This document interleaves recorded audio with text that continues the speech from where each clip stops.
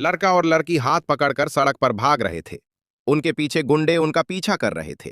सामने भाग रहे दोनों लोग बुरी तरह घबराए हुए थे, लेकिन दुर्भाग्य से वे एक बंद गली में फंस गए। लड़का डर गया और लाचार होकर चिल्लाने लगा, लेकिन उसके डर के विपरीत लड़की खुशी से मुस्कुरा रही थी।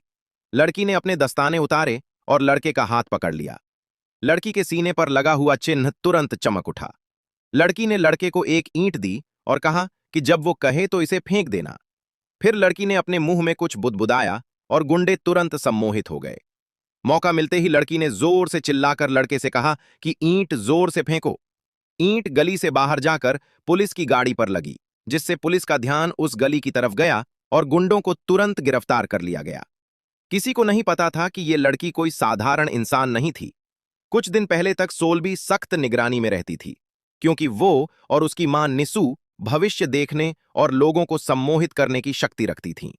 इसलिए उन्हें एक अमीर अध्यक्ष ने 20 साल तक कैद करके रखा था, ताकि उनसे गलत काम करवाए जा सकें। बचपन से ही सोल्बी को केवल परियों की कहानियां या जानवरों की किताबें पढ़ने की अनुमति थी। दूसरी किसी भी तरह की किताब उसके पास नहीं आती थी, इसलिए उसे बाहरी दुनिया का कोई ज्ञान नहीं था। सोल्बी इस जीवन से नफरत करती थी और हमेशा उम्मीद करती थी कि एक दिन कोई राजकुमार आएगा और उसे यहां से ले जाएगा। मिंजुन ने अपने पिता के बिजनेस ट्रिप का फायदा उठाकर अपने दोस्तों को होटल में पार्टी के लिए बुलाया। बाकी अमीर और बिगड़े हुए लड़कों के विपरीत सुकांग एक समझदार और नरम दिल लड़का था। उसे मिंजुन के परिवार की कंपनी से कई सालों तक छात्रवृत्ति मिली थी और विश्वविद्यालय से पहले ही वो उनकी कंपनी में काम करने लगा था। उसके स्वभाव के कारण वो यहां आकर असहज महसूस कर रहा था। बाहर की तेज आवाज ने सोल्बी का ध्यान खींचा। वो जानना चाहती थी कि बाहर क्या हो रहा है, लेकिन नौकर ने ठंडे व्यवहार से जवाब दिया। सोल्बी को हर बार एक अजीब सी टॉफी खाने के लिए मजबूर किया जाता था, जिसे खाने के बाद वो सो जाती थी। लेकिन इस बार उसने टॉफी नहीं निगली। नौकर के जाते ही उसने टॉफी थूक दी और जल्दी से दरवाजे के पास जाकर बाहर की आवाज सुनने लगी। उसी समय सुकांग भी जिज्ञासा में दरवाजे के पास आया और उसे छूने के लिए हाथ बढ़ाया। सोल्बी ने भी दरवाजे को छुआ और अपनी खास शक्ति से उसने सुकांग को देख लिया, भले ही दरवाजा बीच में था। सुकांग को देखते ही सोल्बी को लगा कि यही उसका राजकुमार है, जो उसे यहां से ले जाने आया है। लेकिन सुकांग तुरंत मुड़कर चला गया, जिससे सोल्बी निराश हो गया। थोड़ी ही देर बाद दरवाजा अपने आप खुल गया। सोल्बी बहुत हैरान और खुश हुई और तुरंत सुकांग के पीछे होटल से बाहर भागी।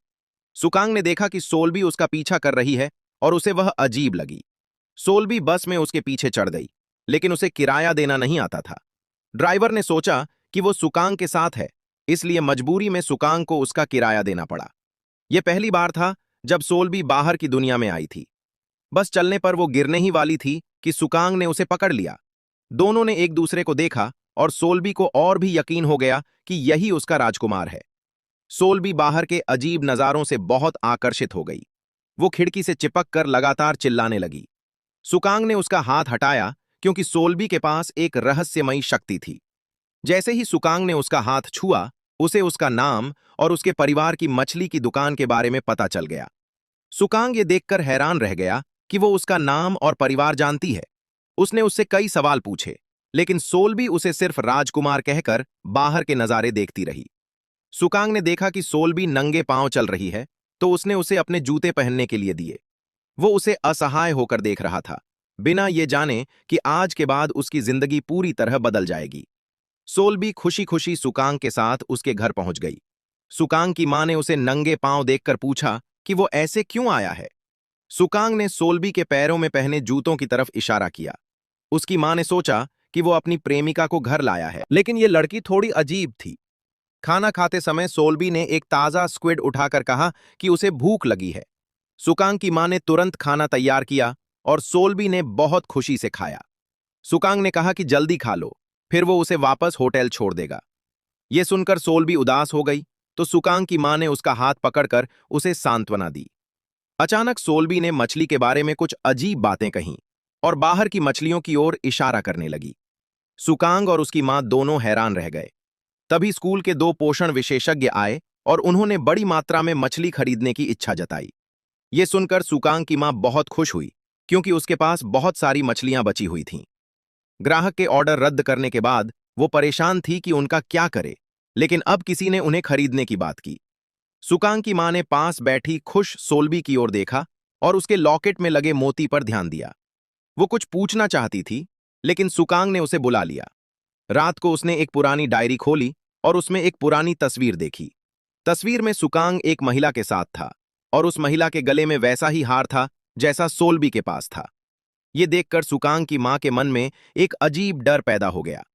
उसी समय सुकांग सोल्बी को वापस होटल छोड़ने जा रहा था। सोल्बी हर चीज देखकर बहुत खुश हो रही थी और वो चाहती थी कि सुकांग उसके साथ सारे खेल खेले। सुकांग उसके साथ बहुत परेशान हो गया, लेकिन उसे खुश करने के लिए उसने जल्दी जल्दी सब खेल खेलने शुरू कर दिए। अचानक सुकांग ने जो भी खेल खेला वो हर बार जीत गया। वो इतना भाग्यशाली था कि उसे खुद भी इसकी उम्मीद नहीं थी। मनोरंजन पार्क के पास से गुजरते समय सोल्बी उत्साह से अंदर दौड़ गई और चारों तरफ देखने लगी। सोल्बी ने एक मुकुट खरीदा और सुकांग के सिर पर रख दिया, क्योंकि वो उसके दिल में राजकुमार था। सुकांग थोड़ा शर्मिंदा हुआ, लेकिन उसने मुकुट उतारकर उसे कहा कि वो बचकानी हरकत कर रही है। अध्यक्ष सैम जंग को जब यह पता चला कि सोल्बी भाग गई है, तो वो वापस लौट आया। उसने गुस्से में अपने बिगड़े हुए बेटे को डांटा। जब उसने सोल्बी को सुकांग के साथ वापस आते देखा, तो वो और भी गुस्सा हो गया। सोल्बी का हाथ सुकांग के हाथ में था और उसके हार का रत्न चमक उठा, जिससे यह साबित हो गया कि उसने अपनी शक्ति सुकोंग के लिए इस्तेमाल की है। सैमजंग ने गुस्से में सुकोंग को जोर से थप्पड़ मारा। यह देखकर मिनजुन भी हैरान रह गया। सैमजंग ने सुकोंग को गद्दार कहा और उसे गिरफ्तार करवाकर पुलिस थाने भिजवा दिया। आरोप लगाया कि उसने सोल्बी का अपहरण किया है। सोल्बी को नौकर द्वारा एक गुप्त कमरे में ले जाया गया, जहां उसने अपनी मां को बताया कि उसने सुकोंग का भविष्य देखा है। मिनजुन को सच्चाई समझाने के लिए सैमजंग उसे भी उस गुप्त कमरे में ले गया और सोल्बी तथा उसकी मां की विशेष शक्तियों के बारे में बताया। सोल्बी वो भाग्यशाली व्यक्ति थी जिसे सैमजंग ने मिनजुन के लिए तैयार किया था, इसलिए किसी को भी उसे छूने की अनुमति नहीं थी। जब मिनजुन ने सोल्बी को देखा, तो उसके मन में उसके लिए खास भावनाएं पैदा हो गईं। सचिव चा पुलिस थाने गया और सुकोंग को जमानत पर छुड़ाया। साथ ही उसने ये भी घोषणा की कि सुकोंग अब कंपनी में शामिल होने के योग्य नहीं रहेगा। सुकोंग उदास होकर घर लौटा, क्योंकि उसने अपनी अच्छी नौकरी खो दी थी। उसकी मां उसे दिलासा दे रही थी कि अचानक एक तेज रफ्तार ट्रक उनकी ओर आया। सुकोंग की मां ने तुरंत उसे धक्का देकर बचा लिया। जोरदार टक्कर के बाद सुकोंग तो बच गया, लेकिन उसने अपनी इकलौती मां को खो दिया।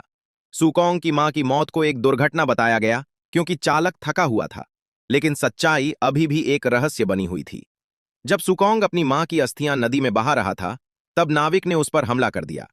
उसने सुकोंग को बोरी में डालकर नदी में फेंक दिया और ऐसा दृश्य बना दिया जैसे सुकोंग ने स्वयं अपनी जान दे दी हो। जब मिनजुन को यह खबर मिली कि सुकोंग ने अपनी जान दे दी है, तो वो बहुत हैरान हुआ। वो तुरंत घर जाकर अपने पिता से सवाल करने लगा, लेकिन सैमजंग ने कोई जवाब नहीं दिया और केवल इतना कहा कि आगे से अपनी चीजों की रक्षा करना सीखो। सोल्बी का दिल टूट गया जब सैमजंग ने सुकोंग की मौत की घोषणा की। उसने अपने हाथों में वे जूते कसकर पकड़ लिए जो सुकोंग की मां ने उसे दिए थे। हालांकि उसे दिल से पता था कि सुकोंग मरा नहीं है, फिर भी उसकी आंखों से आंसू रुक नहीं रहे थे। सोल्बी धीरे धीरे अपनी जीवन शक्ति खोती जा रही थी और अब वो सिर्फ मिनजुन के लिए एक भाग्यशाली साधन बनकर रह गई थी। दूसरी ओर सुकांग एक अजीब जगह पर होश में आया। उसे एक दयालु मछुआरे ने बचाया था। उस मछुआरे ने एक खबर पढ़ी थी जिसमें लिखा था कि एक युवक ने कर्ज के कारण अपनी जान दे दी, लेकिन उसे सुकांग का घायल शरीर याद था, जिससे उसे शक हुआ कि सुकांग का पीछा किया जा रहा है। उस समय सुकांग निराश था और उसे लगा कि उसे मर जाना चाहिए। स्वस्थ होने के बाद सोल्बी के पास लौटने का निर्णय लिया। मछुआरे ने उसे एक पहचान पत्र दिया जिस पर मंगांग नाम लिखा था। सुकांग ये देखकर हैरान हुआ, क्योंकि वो व्यक्ति बिल्कुल उसी जैसा दिखता था। असल में वो मछुआरे का बेटा था जिसकी 1 साल पहले मृत्यु हो गई थी, लेकिन उसका मृत्यु प्रमाण पत्र नहीं बना था। अब सुकांग उसी पहचान के साथ जीने वाला था। समय तेजी से बीत गया और 2 साल गुजर गए। अब सुकांग ने सोतो बाजार में लकी फिश शॉप नाम की दुकान खोल ली थी। उसकी बदकिस्मती के कारण लोग उससे दूर रहते थे। उनका कहना था कि जो भी उसे छुएगा उसके साथ बुरा होगा। जब से सुकांग यहां आया था, बाजार में एक भी दिन शांति नहीं रही। उधर सोल्बी ने पिछले 2 वर्षों में मिनजुन की बहुत मदद की और उसे कई सफलताएं दिलाईं। धन्यवाद के रूप में मिनजुन ने उसे एक खास उपहार दिया, लेकिन सोल्बी को किसी उपहार की जरूरत नहीं थी। वो सिर्फ इतना चाहती थी कि उसे एक बार बाहर जाने दिया जाए। उसकी उम्मीद भरी नजरों को देखकर मिनजुन मना नहीं कर सका, क्योंकि सोलबी उसके लिए सिर्फ भाग्य का साधन नहीं थी, बल्कि पहली बार उसे देखने के बाद ही वो उससे प्रेम